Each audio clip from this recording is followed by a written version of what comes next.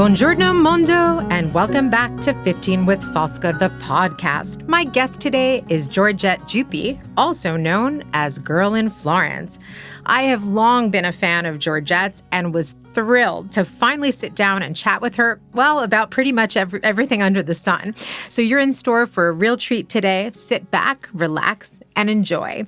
Our episode today is brought to you by our sponsors, Exclusive Connection. Exclusive Connection is the luxury travel designer that makes your Florence and Italy dreams come true. Check out exclusiveconnection.it and start planning your next Italy adventure today. And now on to my conversation with Georgette. Grazie mille e buon ascolto. Welcome, I'm Georgette. just Georgette. You're just Georgette. And you know this because I told you this, but I have been a fan of yours for such a long time. Thank you. It's such a pleasure. I really have. And, I recommend you to everybody. When I talk to my clients about preparing for Florence, you're one of the people to whom I refer them because I think that your blog is wonderful, your socials, and you've been living here for a really long time. And so I consider your voice to be among the authentic ones that are around and that I really encourage people to consult. So I want to thank you for coming on the podcast. My pleasure. Grazie mille. I think that, as I said, I was a fan for years, and then I finally we got to meet each other. We happened to both be at the same event, and I was like, ooh, Georgette is here. I can finally invite her on the podcast. And then, we spoke at that first thing, and I was like, wow, I really like Georgette. And then when we saw each other again, I said, okay, you know what, let's just do this. Let's just get this done. So thank you again for coming on today.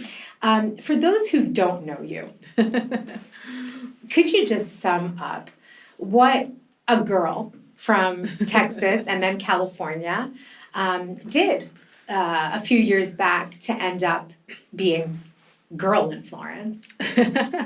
Well, thank you. It's such a pleasure to be here. I'm also a fan of yours, so it goes both ways. Thank you. I love your podcast as well. I'm a big podcast person in general, and I basically listen to them all day long when I'm doing various tasks. So as for my journey to Florence, I actually never, wanted or dreamt about living in Italy, which is kind of, I think most people are surprised by that. Yeah.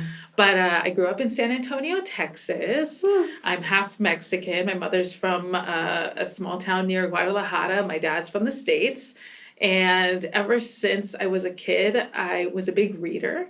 And that was kind of my way to escape and just live in other dimensions and just learn about the world. So I always knew from a young age that I wanted to do something with my life that wasn't just staying in Texas. No offense to anyone that does. It's just for me and my journey, I just felt like, oh my gosh, there's such a big world out there. I want to see it. I want to experience it.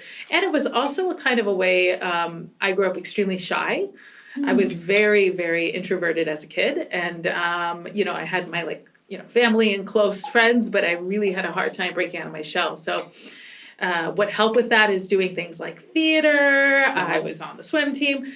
But I had this opportunity when I graduated high school. I started in University of Texas, and I was like, you know what, I don't know if this is for me, and I wanted to go. I first originally planned to go to New York City. I was in high school when September 11th happened, so that kind of changed that trajectory, and I decided to go to LA instead. With no plan, because back in the day, that's what you did. Exactly. You literally, there was no, my dad didn't help me. I just had a best friend that I met working at a resort dressed up kind of like a cowgirl in Texas. And we just decided on a whim with my ex-boyfriend to move to Los Angeles. And, we did it, had no money. I enrolled in the local community college until I got residency. And then I went to California State University, which is kind of what opened my world up to going abroad. Yeah. So the first step was I was asked to go to China to teach English for a couple months. How cool. Yeah, which I didn't know about this. I love it when people come on the podcast and I find out these great things. You went to China to teach English. How wonderful. I went to China to teach English for a couple of months in the summer. And I had never really been outside the U.S. before this. So this was a big deal. Yeah. I had went on one trip abroad with my dad, but then besides that, it was, I think I'd been on 2 flights in my life. Yeah. So I went to China, no phone, limited access to internet, and I was 7 other girls, and it was just such a transformational experience because I felt like there's so many people in this world, and they live in so many different ways, and maybe I grew up in this world where it's like this is the best and this is the way to live, and I felt like my world was opening up to like, well, actually there are many ways to see how you should live in the world, and I was just a very curious person in general. So after that, I got an opportunity to study in Florence, and originally I was a bit disappointed because I wanted to go to London. I was studying political science at the time. It was because of this. Right, okay, makes sense. And I felt like I needed to be in the hub. Yeah, London is London. I get that. I totally get that. I mean, I was also, a girl who was 20 years old. I liked a British accent. Yeah. So full disclosure, there were some superficial elements to this as well. But, after talking to my father, who's, I was raised by a single parent, my dad, so he had a big influence in my life too, working in immigration. He worked in many different countries as well. So, I just felt like, how could I miss this opportunity to go somewhere that I never even thought about? Yeah. But one of the things I like to tell people about going to Florence is that, because I didn't have any expectations, I felt like I actually appreciated Italy for what it really was. Yeah. There wasn't this, I'm going to meet Fabio, fall in love, live la dolce vita. Like, don't get me wrong, who doesn't want that? But I really was looking just for an experience for a year. Yeah. My university we had 2 semesters, so that was already more than I think most. Oh yeah, you got super study lucky with abroad. Because they had, they have a year-long program. Exactly, they have a year-long program, and we had to learn Italian, but I also studied political science, which originally, was kind of bizarre. Everyone goes to Florence to study art history. Maybe you want to learn how to cook. There's so many different avenues. Nobody studies political science except for me. Machiavelli. But exactly. Machiavelli. I studied Machiavelli. Well, considering the way the world is now, it seems pretty poignant. I think you did a good job because I've never really understood politics here. Messy medieval Renaissance politics feels very accurate for today's world. So I don't know, my year abroad was amazing. I did meet a guy. We all did. I really feel like we all did. Full disclosure, now married to a French person, but at the time, I really felt like I was living, my best life in that sense. Yeah. I was meeting people when I met one of my best friends here, and I loved Italy. I loved the chaos and the food and being pushed to be out of my comfort zone. Because in the U.S., I think sometimes, especially where I grew up, you can live in a bubble. You're in your car, you're in your neighborhood, you don't see a lot of different realities aren't your own unless you ask for it, or you go purposely for it. And so I loved the fact that I was walking, taking public transportation, having to strike up conversations with people. There wasn't, the smartphone with the Google Maps. I had a very basic phone, so if I got lost, I had to ask somebody. Oh, yeah. And so I felt like it made us, really brave. I was able to meet local Italians. They took us everywhere. We had a lot of fun. Like, it was genuinely a fun year. Yeah.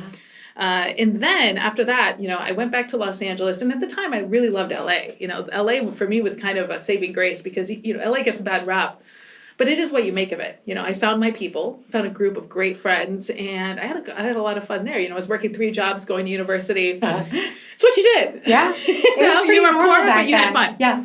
So, but when I came back, I realized I really missed Italy. I really wanted to give it a go, try and come back and see what happened. And obviously that was very difficult.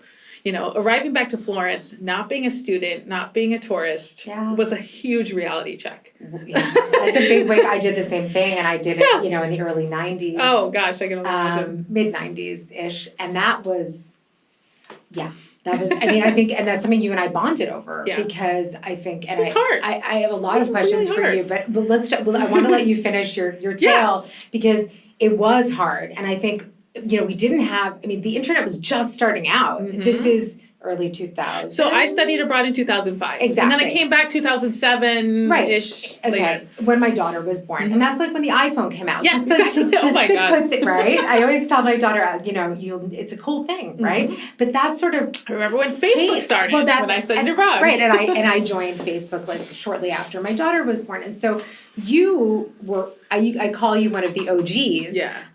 Because I'm an analog OG, but you're you're a digital OG because you sort of rode the wave of that. So tell me more. So you're back in LA, which is a city that I love. Yes. I know it gets a bad rap, but I love LA. I really do. It's not really great for tourists, but if you live there and you don't think of it as maybe forever, or you can do a lot of different really interesting things there. So. Yeah, and especially when you're young and you're creative, and we'll talk about your writing. And so you're in LA, but you're like, I don't know, Italy, Firenze. And I know because I felt those same things when I came back from my study abroad. I was like, how can I go back as soon as possible?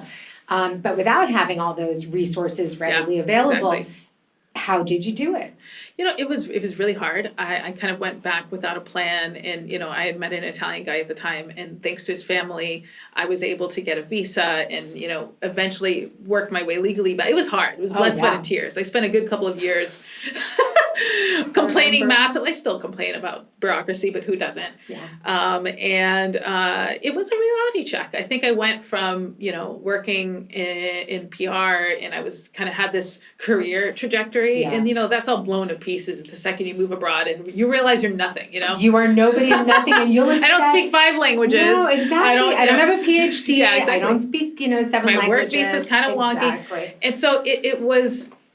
I think that even though I would have loved a world where everything, I had never had this like big help, from family or anything like that. Emotionally, yes, but financially it just wasn't possible, which is totally fair. But it just meant that things were hard. I had to teach English. I had to babysit. I had to be a nanny. I did everything under the sun when I moved to Italy as a non-student. And at the same time, and I second guessed every second of the way. There were many times where I said, I don't know if I made the right decision here. Yeah. I should be back in LA. I could be in my, 3rd year in the PR firm doing X, Y, and Z. I know. And I felt like my professional aspirations were slowly dwindling away in front of me. And, and I'm also learning Italian and dealing with the day-to-day life in general.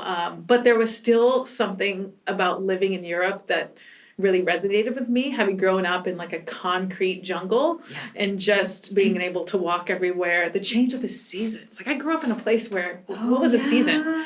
It was hot, sometimes cold, but hot. Texas, and then LA. South Texas, and LA was the same. And so I really, there was something that resonated with me about Italians was their ability to adapt to any scenario. They might complain a lot and, things might not look efficient from the outside, but people eventually get things done. Always. And I love the fact that it was never black and white. I think I can tend to have a black and white personality, which I'm constantly working on. But and I just love the fact that it was not there. There was always a gray area of like, well, if you really, there is a way. Yeah. They figure out a way to get what they need done. And in my life, I've always needed that. When I went to China and I taught English, I was going through the visa process for coming to Italy as a student, and they told me point blank that I could not do both. That I either had to go to China and teach English, or I could come to Italy. And from that moment, thanks to the help of my dad, I just would write letters. I need a temporary second U.S. passport. I need to be able to do both. And eventually it happened, but only because... devi essere un rompipale. You have to break the balls. You have to really, really,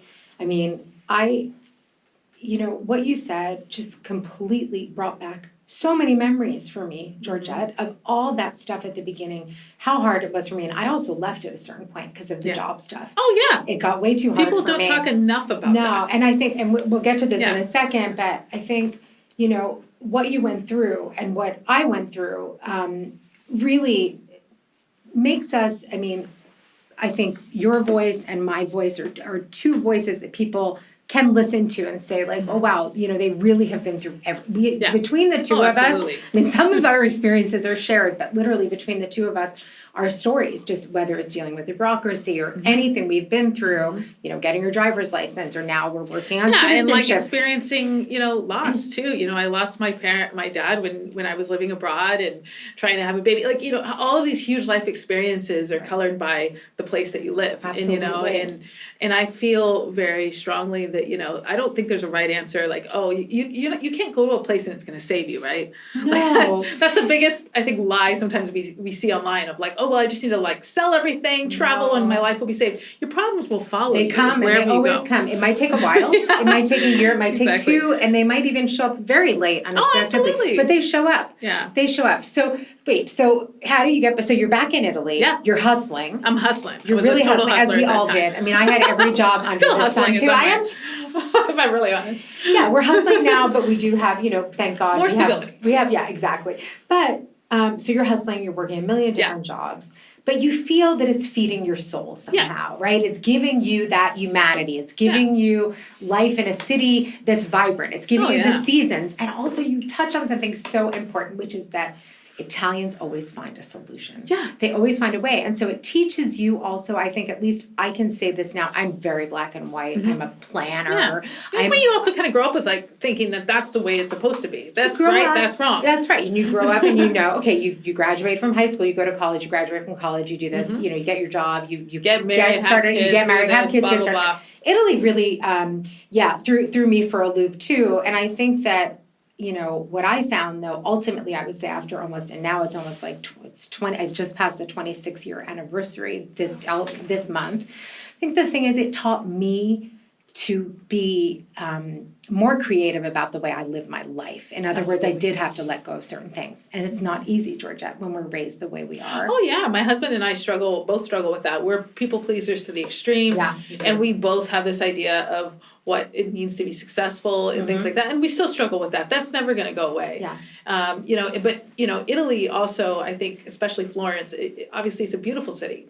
Being surrounded by history, art, just walking around the city can inspire you. Yeah. And, we'll, I'm sure, talk about the struggles of some of that too, but that in itself was incredible to me. Just not having a plan, walking through the city, never knew what was going to happen. And I love that level of spontaneity in so many different levels. And I love the fact that you could see a plumber having a coffee next to the guy who owns a palazzo. And that there was just this kind of synergy, at least, and I haven't always lived in the center, so I've met and mixed, I think integrated pretty well in Florence. And, I just have always been impressed by people's ability to connect with one another and, live in quite close circumstances as well. Like people, it's a very densely populated country when you think about it compared to other places. So.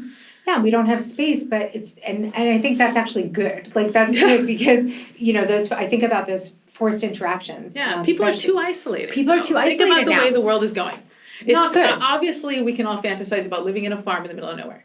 But when I think about it, really, and this is just a personal, in my opinion, situation here, I feel like the lack of a community is what's kind of hurting the world and making everything so polarized. So I think for me, especially, I've always been searching for community. I really need, not just close girlfriends, but I need to care about the people around me and I want them to care about me. And how do you do that if you don't interact with them on a daily basis, even if it makes you uncomfortable, which as a shy person, it does. Yeah. But even, and as an expat, I remember at the beginning, and I was here. Especially an Americana. And with all that brings with it. And that would be we could do a whole episode on that. Because we could have a fun talk about dating and stuff. Yeah. But we'll save that for another podcast. But no, I was just thinking as you were talking, because now you're taking me down memory lane about how hard it was for me at the beginning too. And, even speaking the language, until you reach that fluency, you miss so much. But I ate those encounters up. I would eavesdrop at the bar. Yeah, exactly. I loved that. And then I would finally get up the courage, maybe, the next time to, say hello or then to strike up a conversation. And now I love my neighborhood and I love going to a place where everybody knows me, and I just think that Florence also has a bad rap because people are like, oh, Florentines are so rude and They don't really, they don't have that. Whenever I see somebody who's coming to Italy and they're like, oh my God, I just can't wait to come meet the locals and they're all going to love me and I'm going to get invited to dinner. I'm like, that doesn't really happen.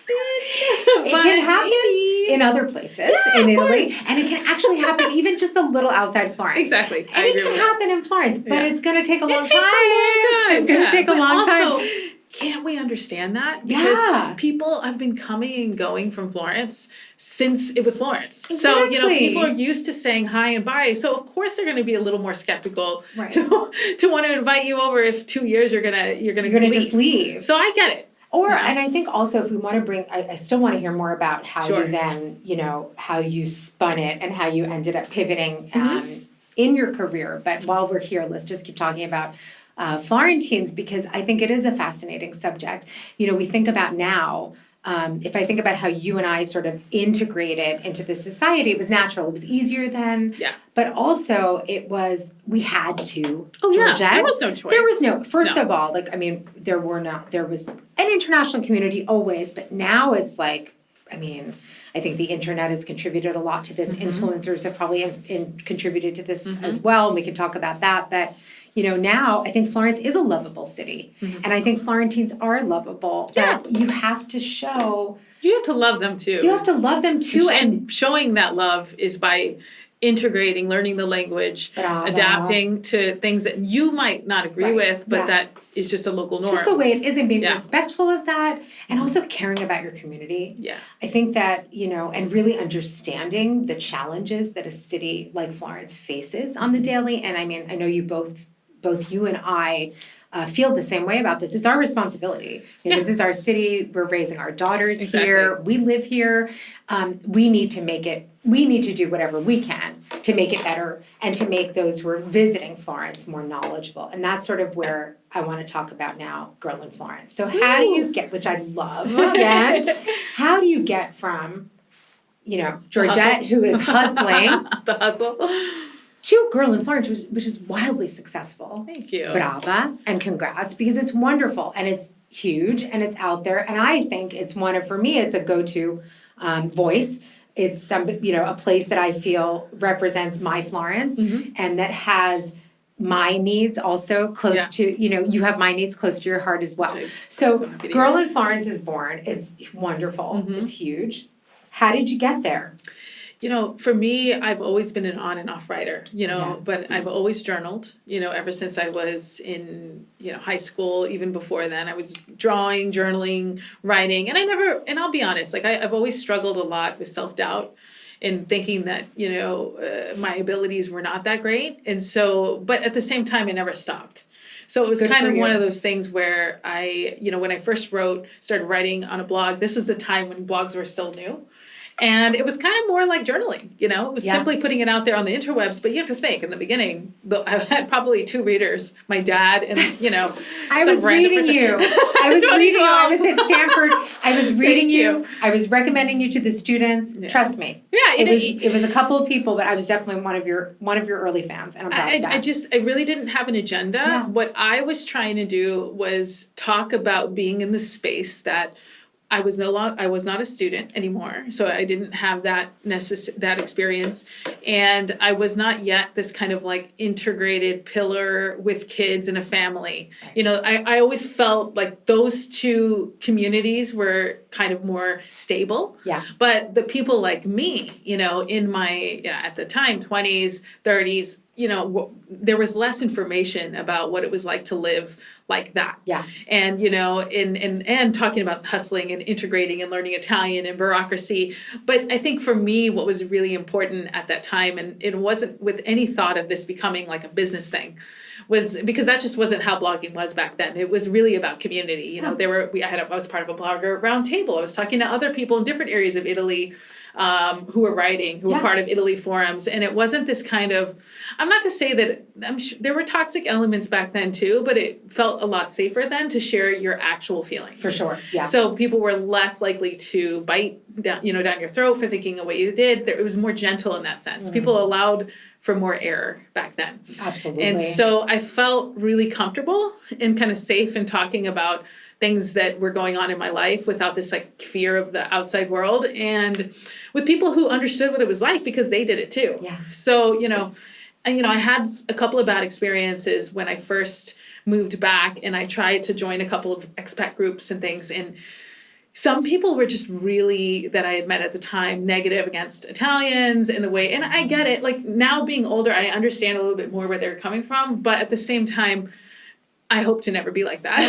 Yeah, and you also, I'm really honest. that wasn't what you were putting out there either. I mean, you were putting out the challenges for sure. I'm sure I had more stars in my eyes about life, and that changes as you have more experiences. But I really felt like it was my duty at the time as somebody who wanted to write to be really honest and share the ups and the downs. And that was always important to me. I never wanted to paint Italy as this perfect place that you're going to find the love of your life and it's going to solve all your problems and you're going to live happily ever after. I don't believe in happily ever after. I think that there's always going to be a bump in the road, and that's okay. And let's talk about that, And so Girl in Florence, what I hoped for it to be this, plus, hey, there's lots of cool things going on in Florence, and Italians only tell you last minute, and they don't translate, at least not at that time. So I was like, I'm going to tell you because I love to go out and see people and do things and go to concerts and go to book readings, and I've always been a very active person in that sense. And so I also wanted to share that. So it's really just been since 2012. It's obviously merged and changed because my life has, so it reflects that.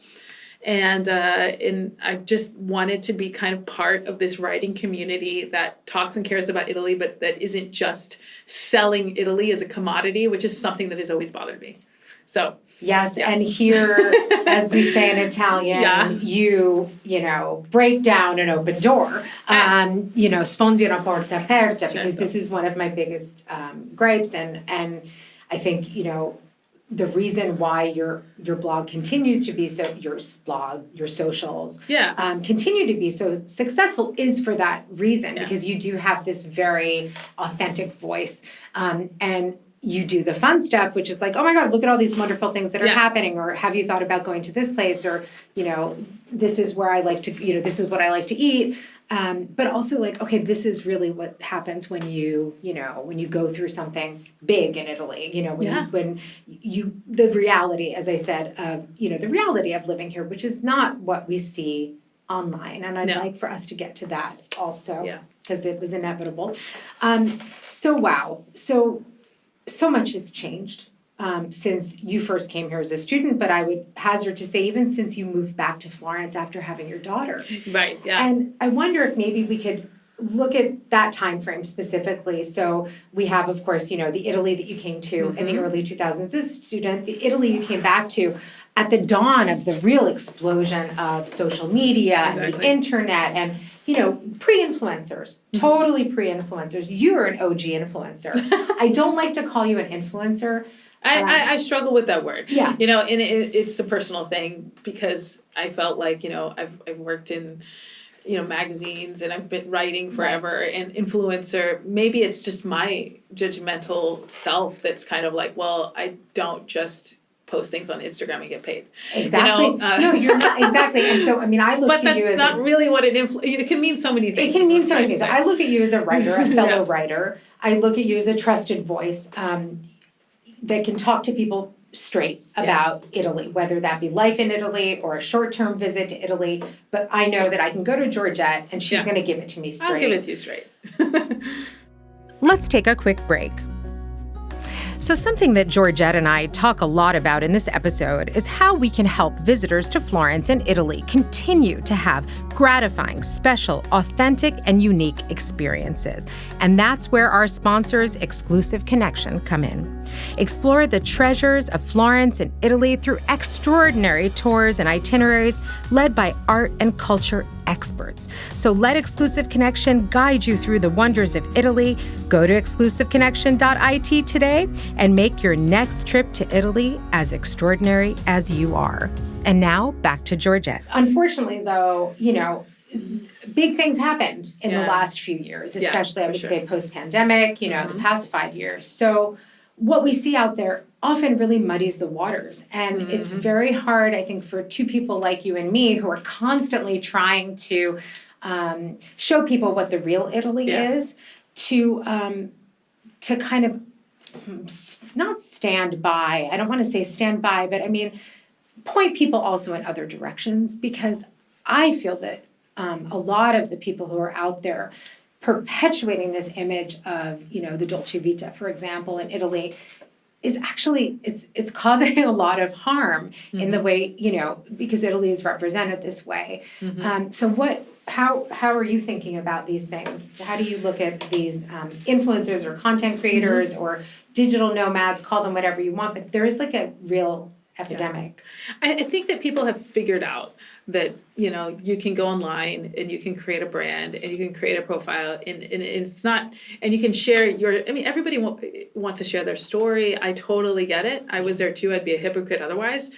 But now I think the difference is that, now it's become this commodification, right? So it's about like, I can, tone this brand. I can show, and often it's, whether it's a family or a beautiful girl with a straw hat with a flowing dress, they're showing that, that there's money to become to that. You get invited to things, you get paid for things.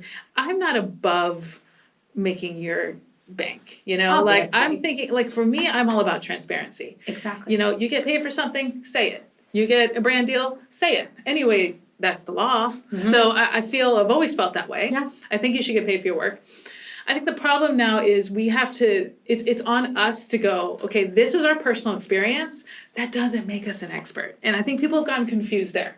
There's a lot, and I see this on TikTok and Instagram all the time, where it's like, people read, it's kind of, I've always been in like a true crime and all that kind of stuff. Oh yeah, because I'm a millennial, we relax to true crime. Well, and I was called out on this the other day. So I can't remember who, because I'm obsessed with true crime too. Yeah, we did. And so I listened to true crime podcasts. I watch like Only Murders in the Building. Obsessed with Scamanda, me too. That podcast all this stuff. and all that. And so, and somebody recently told me that is not a good sign about who you are. And I was like, what? I know. But it's so relaxing to me. But I know, that's but then weird. I came up with a good reply, which I think you can also adopt, which was, but I'm a storyteller. I'm a writer. Yeah. And so I think actually that's it too. I like a good story. And I think it's just going back to say that I feel like I've always struggled with calling myself an expert, even now, to say, even with a university degree, 10, 15 years of writing, social media experience.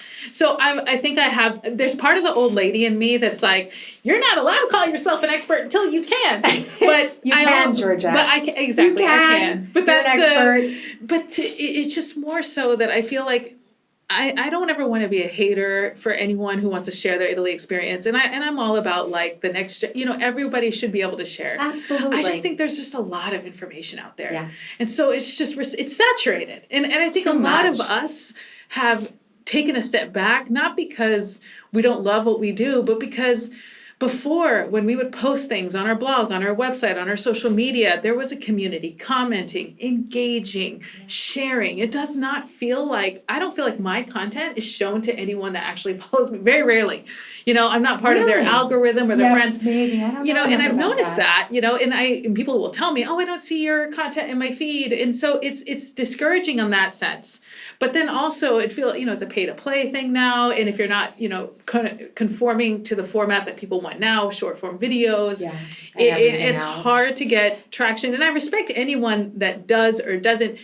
It's a personal choice. I just feel like that, each country needs to better regulate this field in general, right? The internet is this Wild West, and we've been calling it a Wild West for way too long. Yeah. It's not a Wild West. It's part of life. It's like anything else. So, everything should be regulated so that there's full transparency, that if people are selling things, they should be noted. People can share their experiences, but, it's like the troll culture too. I wish in a perfect world that if you have something horrible to say about somebody, well, what's your name then? Yeah. Because I just feel like there's just too much of this. If I share this, how do I make it go viral? And it's like, but why do you want to make it go viral? My question is more this. It's just the what, like we need to think about why we're doing this. Exactly. What's the end game here? Exactly. And is it attention? Is it because we want to sell the service? Is it because money? Yeah. Money, and I visibility. Get that. But maybe that's where things can change, and we can think about fostering a more positive impact. And one thing for me is like I cannot post or share something that I don't believe in. Same. I just can't. And it's cost me money. Like I've literally had to sure turn down so many deals because of it. Good for you. I mean, Yeah, good for you thanks. if it's something you don't believe in. Yeah, Why? I mean, you have to Yeah. be true to yourself. In the end, I think this is something I really believe in as someone who's a little older than you, a lot older. But like I look at myself in the mirror every day and I know I'm okay. Yeah. Like there's nothing that I've ever done in my life that goes against my conscience. And I don't think a lot of people can say that. I want like influencers of today to do what they do, love what they do, think about what they're doing. Thank you. And why. Thank you. That's the only thing I say. Thank is you. like, please think Thank about you. the long-term impact, and maybe having my daughter changed a lot for me. I think before then I was like low stakes. It's just me, husband, okay, but now it's high stakes. I Very feel different. like, oh my gosh, everything I do can have an impact. So I care. It does. I care a lot more. And, a passion of mine is sharing, I love to talk about social media, the good, bad, the ugly, the great, and with students. And I like to think of it as like a long-term research project in a way, but just so that we think about what we're doing just a little bit more, and at the same time, I love that people are sharing more and there's more awareness and transparency about a lot of different subjects. But again, being a Wild West, anything can happen. Yeah. God, you've raised so many interesting points. I had never really thought, I think a lot about influencers. I talk about them all the time. Yeah. I talk about social media and the way Italy is depicted especially. And I do think, it's not going away. And so we need to just be aware of it. But also I think what you say is absolutely true. Like countries need to be thinking about this. Countries. I'm tired of hearing that we can't regulate it. They can. You can. That's a choice. They can. And also, we as consumers, and I just spoke about this in a recent podcast episode about over-tourism in Italy, we as consumers, we as travelers, we're the ones who need to reverse the trend. Oh, yeah. We can't keep, and I know it's hard because it is a jungle out there. It is the Wild West. And it's hard to locate those authentic voices like yours, but they're there. They're and maybe there. resist that temptation. Resist the temptation to line up in front of a sandwich shop in front of Florence. Thank you, my darling. Like, don't get me wrong. I get it. Me like, you go to a too. place, you want to save it. I'm going to Vienna soon. I'm saving places. I wouldn't stand in a line for a sandwich, personally. Neither would I. But I also challenge people to go to a place and not feel like you have to get that photo or go play, go. What do you actually want to do when you're in Florence? If you don't want to go to the Uffizi, that's cool. It's fine. That's fine. Do you? And that's Exactly. what I'm trying to I think another way out, in addition to this, the idea that a country's official board of tourism, Italy's official board of tourism, should be really like hand-picking, what is going out there, because Like other countries do. I had such a great experience. Well, I went to Helsinki 10 years ago, and it was one of my first press trips that I did.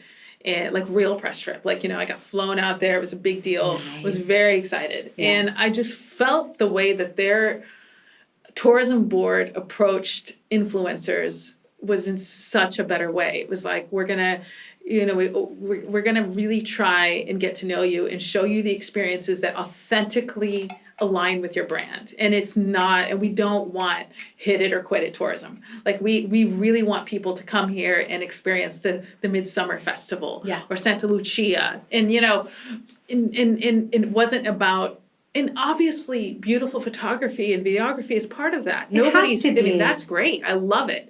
But I also feel like that cannot be the basis for every single interaction that we have, that it's only based if we have a great photo, a great video. Like, if the storytelling I feel like is sometimes missing. Like sometimes I look at the content and it might be funny or it might be beautiful, but I'm like, what's the story? Why? Why do I care? Why should I care about this place? Other than the fact that it's pretty. Right, and I think, and that's the problem though, is that of course we all want to see beautiful things. Yes. And I look at all of that. Perfect world, we have both. Yes, exactly. But when it comes to my planning a trip, yes. I'm really, I'm a researcher. I go to work, and I Some of the best places in Florence are not pretty, if I'm really honest. Yeah. Like, some of my favorite places are like the Chill Circolo, where there's a fluorescent light bulb that is blinking for the last 20 minutes. And there's two old men arguing over some limoncello. But it's just, come on, But those are the kind, and I know that it's not easy to find those authentic voices, but we need to be smarter consumers and travelers, consumers of content, because then what happens is we and then we put stock in that and But that's dependent on the algorithm, because if people are not I just don't get showing, if I'm on TikTok or I'm on Instagram, and let's say I can be anybody, if it's not showing people, it's going to show the content that gets the most views. And that might, it doesn't care about what's authentic. It's really surprising, right? I know. Isn't it shocking? Like sometimes you're like, why? I just don't get it. And I'm open to I really am a very open-minded person, but it worries me when people are just out there sort of, just spreading things that aren't helpful or productive to us as travelers, to the people who live there, to the tourism in the country in general. It's also the city itself, though. I always say I try never to put the blame too much on the tourists or the people viewing, because to be honest, it's the city and the people who live in the city who participate in that. If I'm going to be invited to a place or shown a thing and the expectation is that I share a positive experience, obviously, then that creates a little bit of a conundrum there, because what if I don't? And this has happened. I've had experiences where I've been invited to something, I didn't particularly like it or think it aligned with my brand, and I've had to, again, and that might give you a bad reputation as being a not, compliant influencer writer, which means you might not get invited to the next thing. I mean, it's to say that what are we going to expect from our content creators as well? Like, are we okay if they say no, for exchange, or even being paid, whatever? And those are tough pills to swallow when you're going through it on a personal level. Yeah.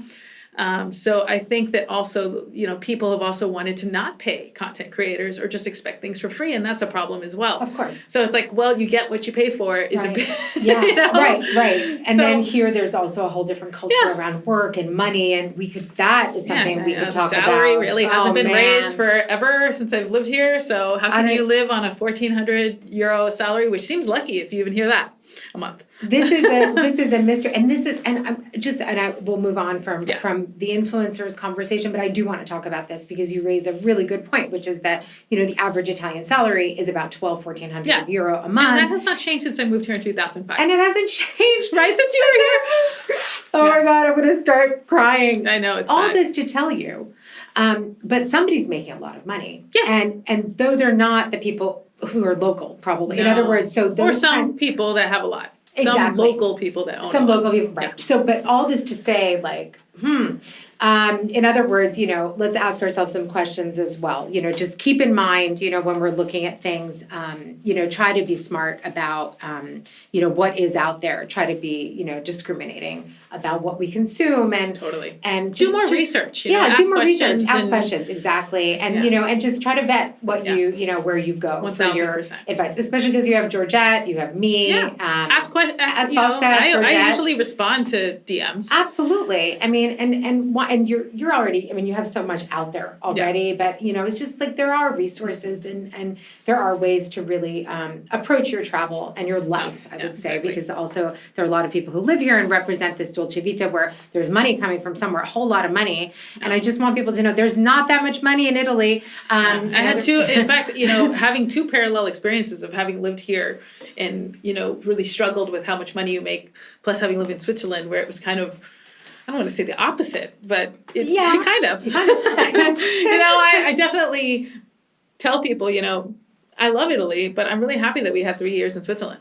It changed our life, and be open to that as well. Yeah. Be open to changing things up, and we left, we came back, and it's not like we're so special and unique. I mean, that anybody could really do that if they wanted to. And I just feel like, we need to be open to what life could give us, if we're brave enough to take a risk. Right. And I think your story is very much that, it's very much a story of like, okay, opportunity, interesting, let's go. Opportunity, okay, and let's go. I'm screaming the entire way while we're doing it. Like, even when we moved to Switzerland, I was not, I remember COVID. I remember because I was following you and I was like, oh, but I was happy for you. Yeah. I was happy for you. Thank because you. I was like, Switzerland, nice. I Especially needed to with be a there. baby, a Exactly. small child, going through the pandemic, that must have felt like a nice respite for you. It was. I'd never ever thought, I never visited Switzerland. The first day I've been there was the day we moved. It was on my birthday in 2020. Oh, wow. July 13th. You moved yeah. right in the... Right in there. So Nico and I, Wow. my husband and I, we weathered the first stage of COVID in our, tiny 2-bedroom apartment in Piazza La Pastora, right? So I didn't leave the house for 2 months. He would go do the groceries, and then I was there, we play the piano and wave to some neighbors. Very few neighbors because Airbnb has already taken hold of the city at this point. Yeah. But we were there. It was good at least to get, to the grocery store because there was no residents. So it was easy to get our groceries in the center of Florence. But, that moment, I didn't know what was going to happen. I didn't know what was going to happen in my work, writing about travel, Italy. And so and Nico had this opportunity for his career to try something. And it was a big risk, right? I mean, my name is Girl in Florence. Yeah. My brand name. Yeah, it's Girl in Florence. You became Girl in Zug. Girl in Zug, yeah. And I really, I definitely had my fair share of meltdowns about it. Because even though I was like, this is going to be amazing, I was so scared. And at the same time, I really wanted to start a family. Yeah. And, it took us a long time to have our daughter. And I got pregnant a month after we moved to Switzerland. So I kind of felt like that I needed to be there. I needed long walks on, the lake and to be in nature. And I also met a lot of really interesting people over there. Like I felt like I spent my 20s, which are like formidable career years, 20s and 30s. Yeah. In Italy where it's hustle. I never knew this was my normal. This has been my normal because I started my career here for the most part. And so I moved to a place that was corporate, right? This is people that go there for finance, Bitcoin. It was Bitcoin capital. It's literally, you can pay your taxes with cryptocurrency. And so I was living in a place that was kind of the opposite of what I experienced. Yeah. So I loved that. It was hard, but I loved it because it was completely different than my, 12 years in Italy to that point. It must have felt like a vacation at the beginning. Just like everything must have been so much easier. But it was also rules. I know. Right. Okay, so you have on the one hand all this stuff that maybe is nice to find when you're, pregnant and in the midst of a pandemic. So calm, easy, good healthcare, all of that. Exactly. All that, the financial stuff, just all good. Yeah. But then you're like, wait, where is my chaos? Exactly. The first time we got yelled at for putting our car in the wrong parking spot or knowing we had to pay, a lot of money for trash bags. Recycling is mandatory. I mean, it was rule after rule after rule after rule. And that's why they can have the community that they do in Switzerland. But it was challenging because we were always a little rule benders. And, then you move somewhere where they're like, no, we got to behave. So it was challenging, but I really, having my daughter there, I joined a mom's group. And fundamental, by the way, I want to say to anyone, any expat, do that. Even if you have family. Doesn't matter. And you're a hot mess. It's terrible. Most of my days in the first year of her life were rolling up to the mom. I'm wearing 2-day leggings. You got some cold covered coffee. With everything. You're covered with things. I'm like, hey, how are you? The conversations were very basic at that point. I forgot who I was at a certain point. I know. And I was, I think lucky in the sense that, I had my husband who was working from home most of the time there, working for a breast pump company. And and so it was great. But he was there, so we had each other. And there was a lot of he really has always been super present in our daughter's life, and which is amazing. But I really needed female company, and it's hard to make new friends as an adult. It's really hard. And I never struggled with that. I'm a social girl. Me too. I love my people. I love my girls. But you need other moms with kids the same age because that keeps you sane. I mean, I remember at the beginning I would meet two of my friends who were still very close to this day, and we had met in our prenatal class here in Florence, and we had bonded because one of the other moms and I had we were late. We were both coming from work. We were all stressed out. We were 8 months pregnant, and we immediately bonded over our, being too overworked, to be, soon to be moms. And then we met our third friend in there because she spotted us and was like, oh, I'd like to hang out with those two crazy women. And I have to say at the beginning, my daughter never slept. She saw no need for sleep, I would say the first year of her life. Oh my gosh, I get it. I remember crawling to the park, and just meeting them for an hour of sunlight in Piazza del Zeglio and just being able to bond about what they were, doing, where they were developmentally, how I was doing. Exactly. It just felt like okay, you need this. And so Yeah, I would yeah. say to every new mom anywhere in the world. We have a great in Florence. There's Firenze Moms for Moms, love that which group. is a great, and people organize because in Italy, it's Switzerland, Italy is Italy. So over there it was very organized. I can We had like you imagine. joined, and there was like it was very formal. We had a place where we would meet up with the kids. It was like a playroom. Here it's a little more ad hoc. You need to eat. You need to Right. kind of make that yourself. Yeah. And so. It's just, and there were some things about Switzerland that really surprised me as well. I think I had this like thing in my head about it being more like Sweden or Northern Europe, and it really is a bit more conservative than that in the sense that, it's very common for one parent to stay at home, and daycare 5 days a week was pretty rare at that young kids. So it was really, I kind of felt also like, oh, I'm maybe that's the expectation, is that, I take a step back from my career and, support the higher earner in the family, but it's never been something that has been very comfortable because I was raised by a single parent. Yeah. So I've always been very like conscious of money and like just wanting to be safe and secure and all of that. You. So I hear you. It was always, while I appreciated that is a possibility for some people in Switzerland or many people in Switzerland, I never felt like that was a super comfortable thing for me as a person. Like I need to be working and I need to be, and even though I have taken a step back and I do less because of just life in general, it's always something in my mind is being like, well, I know what I'm capable of, and I know I need that for my own mental sanity. Exactly. Exactly. In whatever form it takes. Yeah. So, but Switzerland will remain one of the most beautiful places on the planet for me. We went last summer.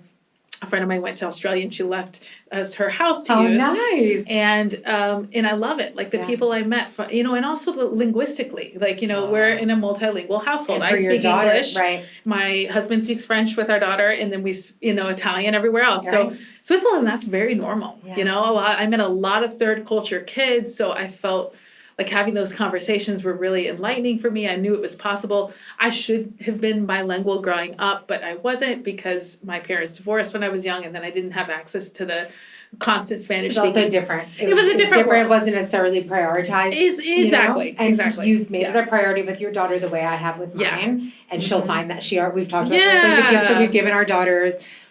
Okay, we know that we're not perfect, but we've given them these gifts. We're trying our best. And that's what I really feel that with the language thing. Like I think one of the biggest things since becoming a mom has just been how humbling of an experience it is in general. Like everything I thought to be true was kind of not. Hardest job ever. And I kind of hang my head in shame of all the things that I thought I was going to be or do, and Don't do I just that. realized. Don't do that. It's so hard to do. It's the hardest thing. When I think about everything I've done in my life, and I've done a lot of stuff, and you have too. This is the hardest for sure. Being a mom, hardest thing, but it's all. It's all good. We're about to turn 18, and I'm feeling really. I'm feeling good, and you should feel very proud of yourself as well. I do. I'm. We're in a really good place in the sense that. Now we're settled back in Florence. It was a surprise to move back as well, by the way. It wasn't like, we planned to stay. Wait, so we're getting to the end of the podcast. So tell me quickly, like how you ended up then back in Florence. Yeah. And what you're doing now. Okay, And what's next, Georgette? So we came back it was totally by chance. We had just moved. The same week we moved to our new apartment that I was convinced we would spend at least 10 years in Switzerland. Like the most beautiful location, like it was just a dream, and then that same week my husband got confirmation that he got the job here. I mean, he was applying, he was already looking, but we didn't really know if that was going to happen. And so it was like, oh my God, I never even thought about moving back to Florence because like we were already visiting Florence so much. We had bought an apartment when we left. So I felt like I didn't really need to move back. I was back already. You always had it. But I was really excited too because, to be honest, more of my community is here than over there. Yeah, you have a big community. And when I see myself long term, I see it here. Yeah. And because it's really, I really struggled with learning German over there. So, it's Swiss. You have to learn German plus Swiss German. It's a whole thing. And I didn't want to live in a place where I didn't speak the language perfectly. Like that didn't feel right. It's hard. German is hard too. German is really hard. And maybe I would have gotten there. Of course you would have. I still cared, keep a connection with Switzerland, but moving back was good for us, even if it was hard to do it the first year after with all the bureaucracy. Finding a place was extremely hard because the rental things market changed is terrible right now. While you were gone. Yeah, no, it's everything terrible. Changed. It's terrible now that the laws are, they're placed in a way in Italy that give a lot of protection for renters, which in theory is great until nobody wants to rent you. Yeah. Until nobody wants to rent Right. you because you're a family and Right. they can't get you out, right? Right. So there's Squatters' this whole cycle. It's very of, complicated here. Very complicated. Yeah, so we really struggled and finally found a place, and then and so now we're settled and like things are calmer, and it's there's we know what to expect, and our daughter is thriving, and so I think for me what's next is really just it's still out there. Like I'm writing, I'm doing my projects, I'm working on strategy for brands and things like that. I do feel like I'm missing out on, like I miss having colleagues and more regular interactions in the workspace. So I would love to work for a larger organization in comms, and I'm looking for that. Okay. In the meantime, I'm doing what I do. Like I'm still sharing and I'm still writing, and it hasn't been as much as before because I just have less time.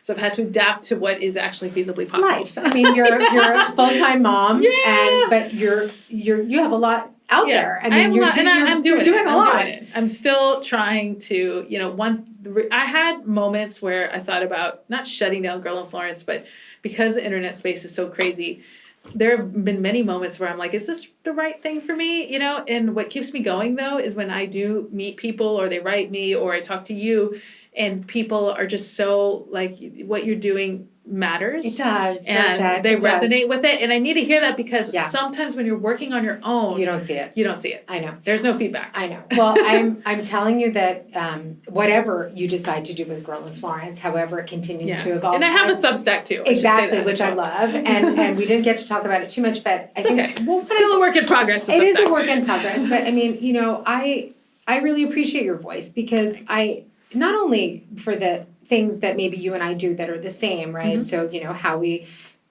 present Italy to the world and how we help people navigate life in Italy. But you've also written some things that are highly personal that are really relatable to a lot of us, and whether that be about, motherhood or just, living in Italy and dealing with the bureaucracy or moving, and making friends in your adult life. I mean, I think you have created such a beautiful community of people around Girl in Florence. Mm-hmm. We can't wait to see what you do next. Thank you. And I really continue to say, if you want a really authentic voice from Florence, somebody who's out there doing great things and who's done it, and been there, done that, but has this still very fresh perspective, absolutely follow Georgette and reach out to her and follow her Substack. And I really hope you'll come back to talk to me some other time about one of the incredible many things we touched upon today. It's been a real pleasure, Georgette, having you here. It's been a pleasure for me too. Thank you so much. Grazie mille. Grazie a te. Thanks again to Georgette for coming on the podcast and for such an interesting conversation about your path to Italy and everything you do to help travelers discover Florence and Italy through your eyes. I cannot wait to have you back on the podcast to talk about all the things we didn't have time to discuss today. I also want to extend a grazie mille to our wonderful sponsors, Exclusive Connection, for designing extraordinary Italy experience for curious and passionate travelers like Extraordinary You. Be sure to check them out at exclusiveconnection.it and let them design your next Italy escape. Thanks again for tuning in. Grazie mille e alla prossima volta.